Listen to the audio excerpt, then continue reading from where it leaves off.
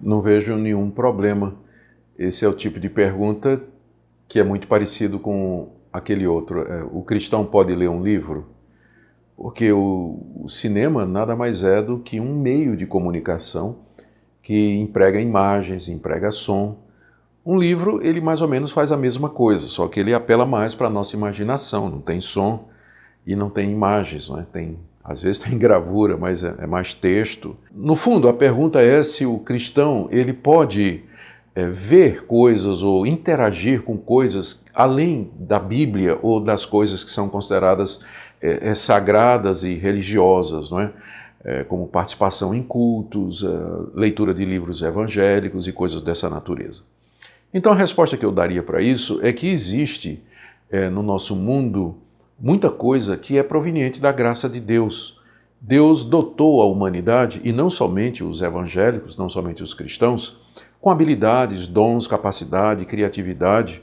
Então você vai encontrar, por conta disso, muita coisa produzida por gente que não é crente, mas que retrata coisas maravilhosas. Arte, música, histórias, textos a respeito da realidade, romance e muitas coisas que não podem ser chamadas de diretamente religiosas, mas que expressam a graça comum de Deus e coisas que não são necessariamente pecaminosas. Há, por exemplo, músicas que são compostas por autores que não são cristãos e que têm um conteúdo muito bom e que mexe comigo. Por exemplo, eu costumava escutar Luiz Gonzaga quando eu era mais jovem, que é um compositor nordestino. Aquela música dele, Asa Branca, por exemplo, é uma música sensacional, não tem nada de religiosa, mas também não tem nada errado nela. Fala do drama do nordestino, da seca, quando ele sai da sua terra, procura uma oportunidade para viver e tudo mais. Retrata uma realidade da vida, chama a atenção para a tragédia de pessoas que vivem em momentos como esse.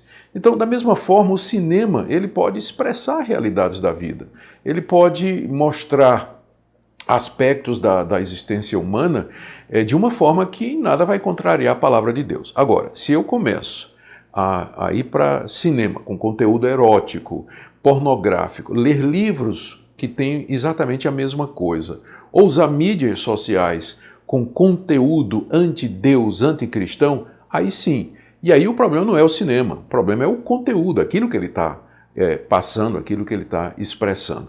Então, preservadas estes limites, eu creio que o cristão pode desfrutar, sim, de um bom filme, pode ler um bom livro, ele pode ir ao teatro, pode escutar uma boa música, desde que estas coisas não estejam transmitindo conceitos que são contra Deus, contra os valores cristãos, ou me estimulando a viver uma vida longe do meu Mestre e do meu Senhor Jesus Cristo.